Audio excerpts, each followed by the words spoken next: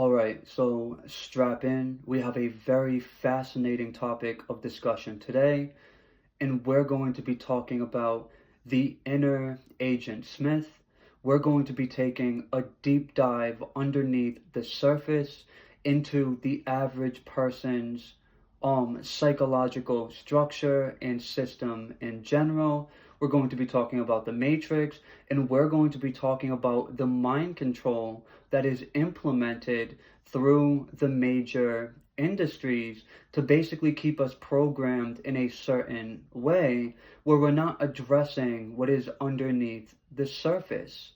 So I think where I'm going to start is with the whole idea of having an inner Agent Smith.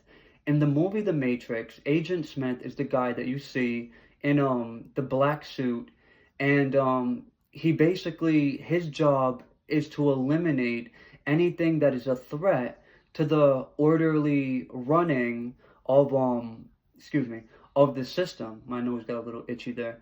Um but anyways, yeah, so Agent Smith, he basically eliminates, and he's designed to stop. He's actually this matrix program that is meant to stop anything that is coming against the orderly running of the way the system is in the present moment.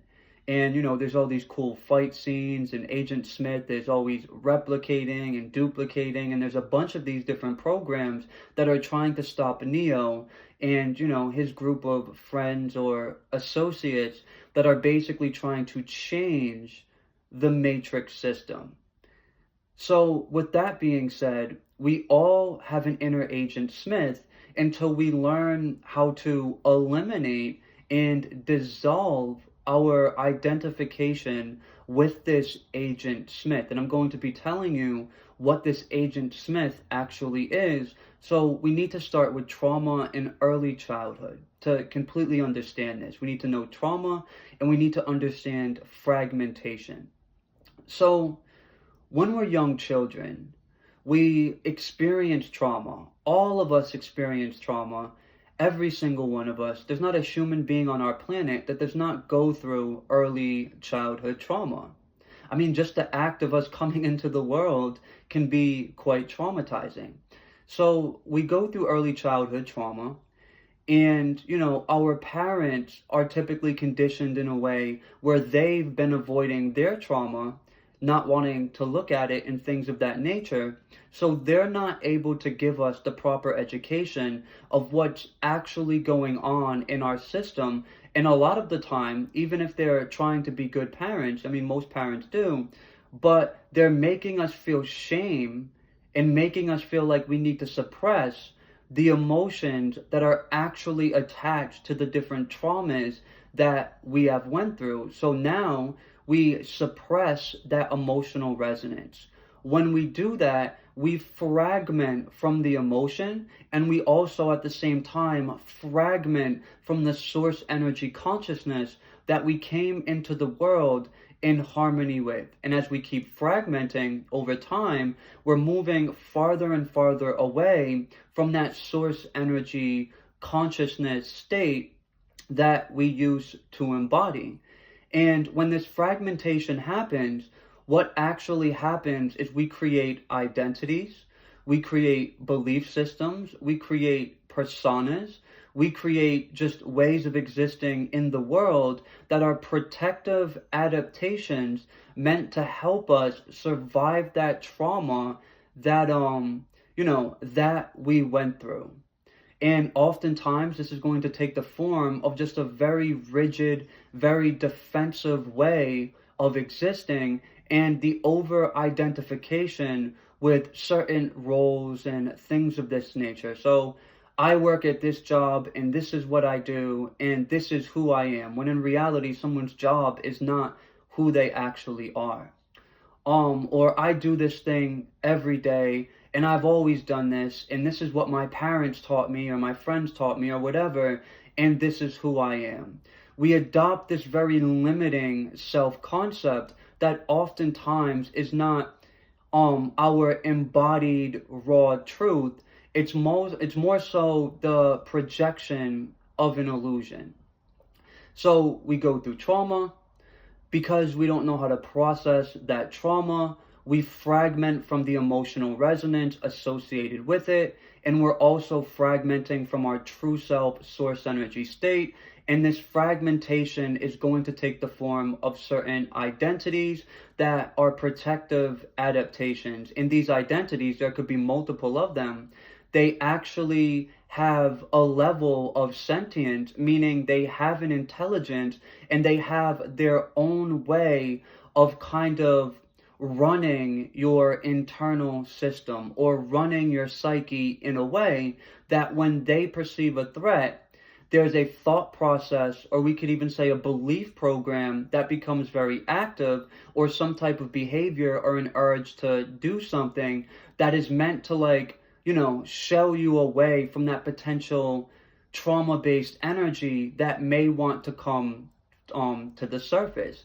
So we have these parts of us that are kind of pulling us away from what's going on inside and actually disassociating and disconnecting us from our body consciousness, where a lot of that trauma is stored. And then we have the trauma, which has its own sentience and own level of intelligence, just because it's like a charged up energy inside of us, and the nature of all things is to become conscious.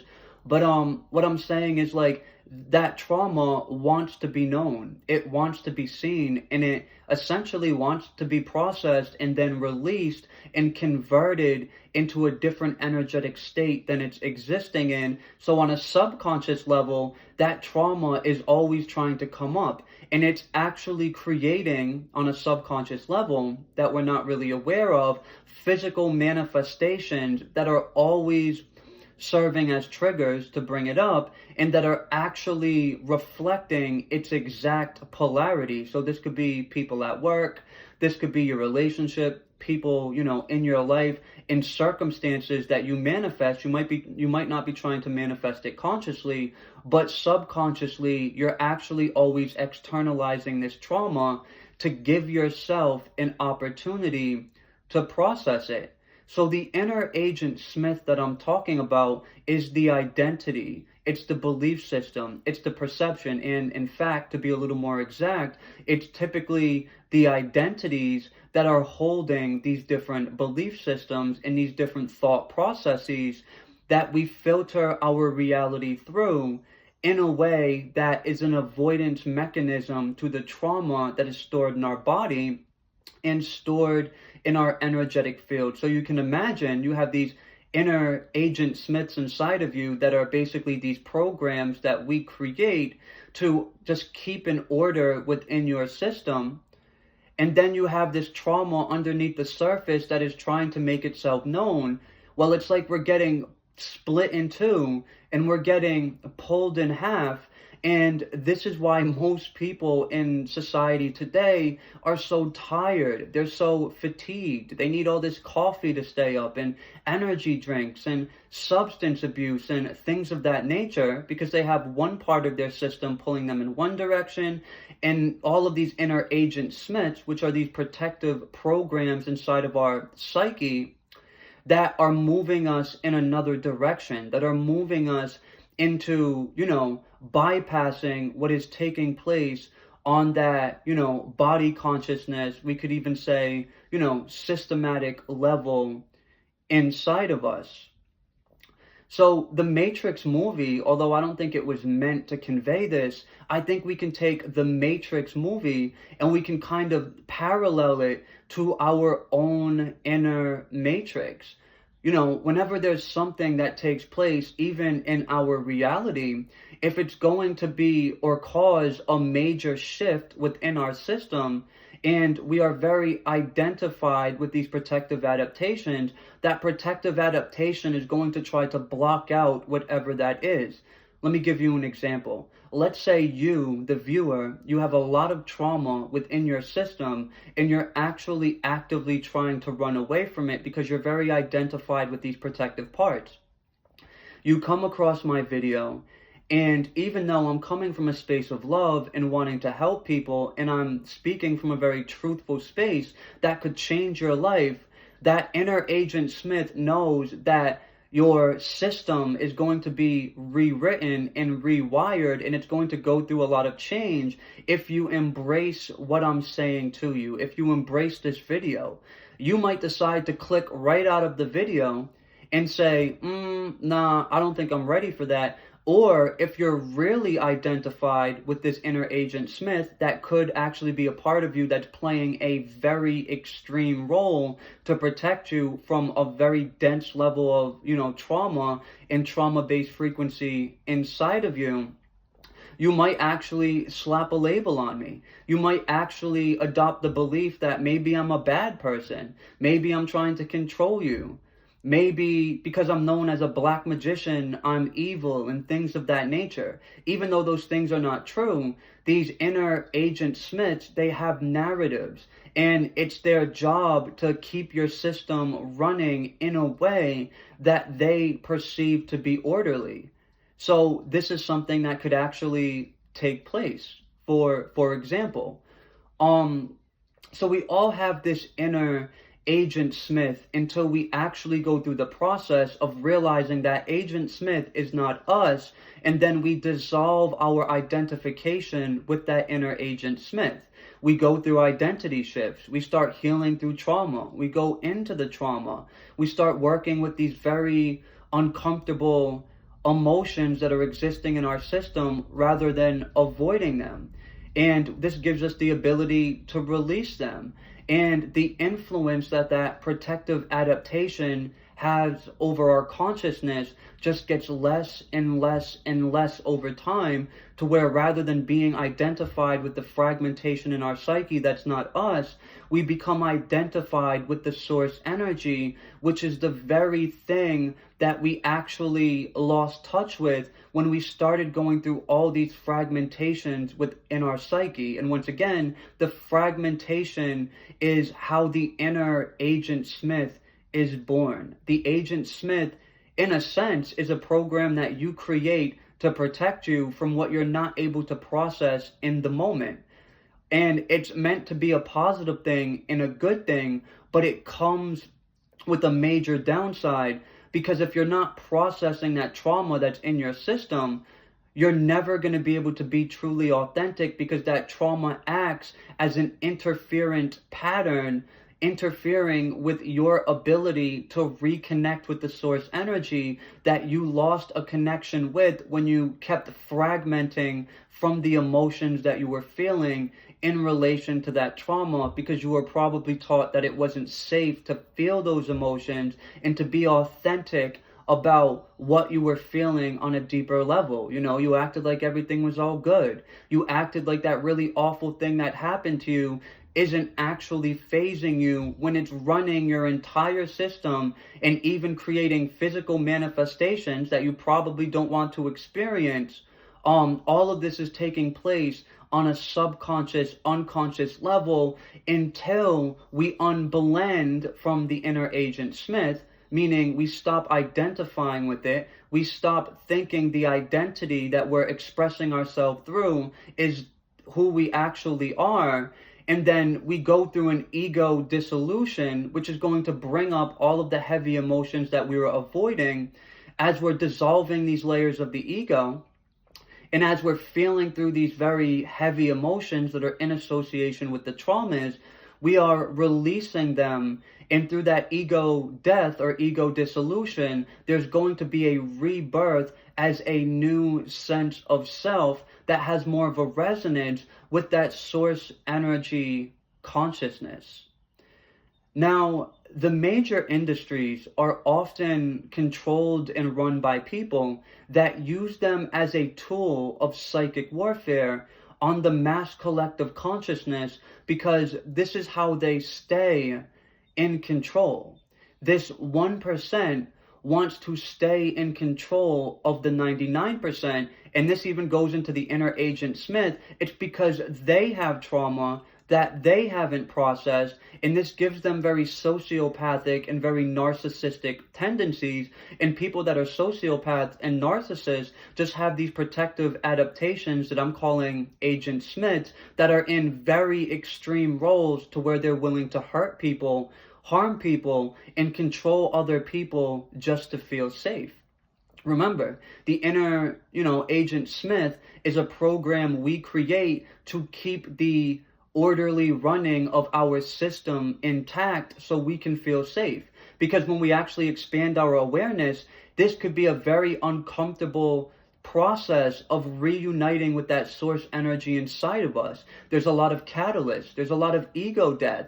There's a lot of letting go of certain things in our reality, letting go of certain relationships and things of that nature. There is a major internal and external shift that happens when we begin expanding our awareness. So the inner Agent Smith kind of keeps the system running in an orderly way, but this comes at the price of our evolution, and it keeps us in a very stagnant, very hollow, and very shelled state.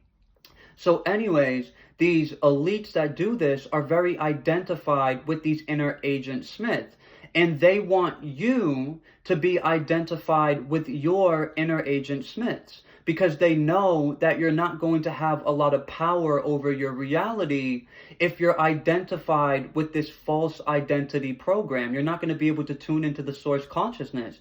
And if you do, you're not going to be able to actually be controlled by these people. And they also know, as one person wakes up and then another person begins to kind of wake up from the confines of their own inner matrix, more and more people are going to begin to wake up, and then these inner elites are not going to have control.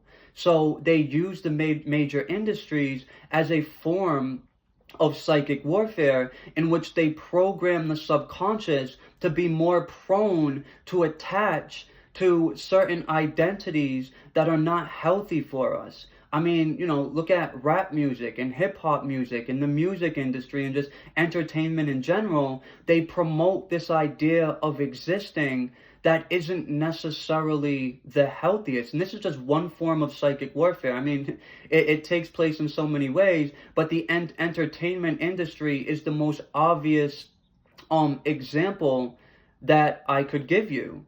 So when we're identified with that inner Agent Smith and we think that it's us, when we're identified with that protective adaptation of an identity that we filter our reality experience through, we're always going to be existing in this shell where we're shelled away from the source energy inside of us, and we can be controlled by these, inner 1% type people. We can even call them inner Illuminatis and people of that nature. They use the entertainment industry with this exact intention, and for the most part, it works on so many people until we start to wake up to what's going on, and we start going through a deeper process of healing and a deeper process of reconnecting with that source energy consciousness. And then once again, when we do this, we cannot be controlled. See, it's our assumptions about ourselves and it's our identity that oftentimes is going to create our reality and is going to lock us into a certain timeline. It's going to anchor us into a certain timeline. So what these elites do is they make you more prone to attaching to a protective adaptation of an identity or a way of viewing yourself or viewing others that is not necessarily rooted in your truth and authenticity. And you're, basically taught that that is who you are and that's how you need to be. And that's just locking you into a timeline where they can control you. They understand timelines a lot of the time, I think, and they know there's timelines where they're not in control, and there's timelines where they are. They want you to keep locking yourself into a timeline where they can remain in control, because in relation to their inner Agent Smith, it actually makes them feel safe, because their inner Agent Smith is keeping them away from all of this trauma that is oftentimes intergenerational as well, that literally runs in their family line, and they don't want to own up to it. They don't want to process that energy, and they don't want to go through the awakening phase of realizing that maybe they have it wrong, that maybe they're polarized to a very narcissistic or sociopathic identity. And it's the job of these inner agent Smiths to make sure that they do not go through this awakening, because that would be very stressful on a system that's built on this false self of order. So because they're living in this inner false matrix system, they actually create a larger matrix system through the principle of as within, so without, because they're locked in this inner matrix that they're not willing to break out of to feel safe and to prevent themselves from awakening. Well, they actually need to lock the rest of humanity into that inner matrix system. But what you want to know is they can only keep doing this if we collectively keep creating a reality where these kinds of individuals are able to do this. And before I continue with what I'm saying, these individuals actually play an important role of being a catalyst to the mass collective, and they actually incarnate to play that role. But the more we awaken and the more we break out of our inner matrix, we go through ego dissolution, we let go of unhealthy coping, unhealthy relationships, and anything that's locking us into this timeline, including the trauma that's existing in ourselves that we need to ultimately process, feel through, and then release. Well, if we're doing those things, we don't need to create a reality where these kinds of people are basically creating the very heavy catalyst that they're creating. We will no longer actually have the need for this kind of person to actually exist.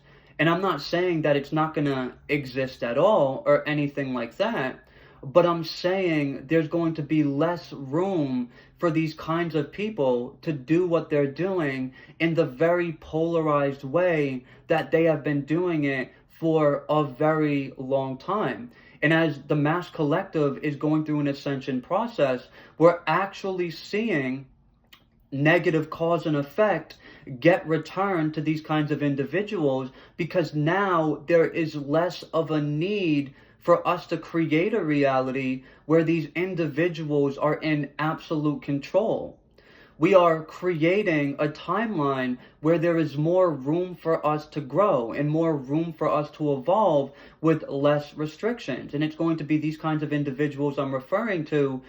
In a sense, it's their job to create certain limitations and certain restrictions. But as we're waking up, as we're growing, and as we're evolving, there's not as much as a need for that level of restriction, and therefore we'll shift into a timeline where these kinds of people are not going to have as much control. They only have as much control as you're willing to give them, through the principle of as within, so without. As we, go through a process of shifting our identity, processing trauma-based resonance inside of us, and then releasing it to raise our frequency, well, those kinds of individuals are going to go through a shift as well. So I think that's what I wanted to cover here. Ladies and gentlemen, I appreciate every single one of you. If you got value from this, drop down in the comments and let me know that you gained value from this. And it wouldn't hurt to hit the like button and to subscribe as well. Thank you.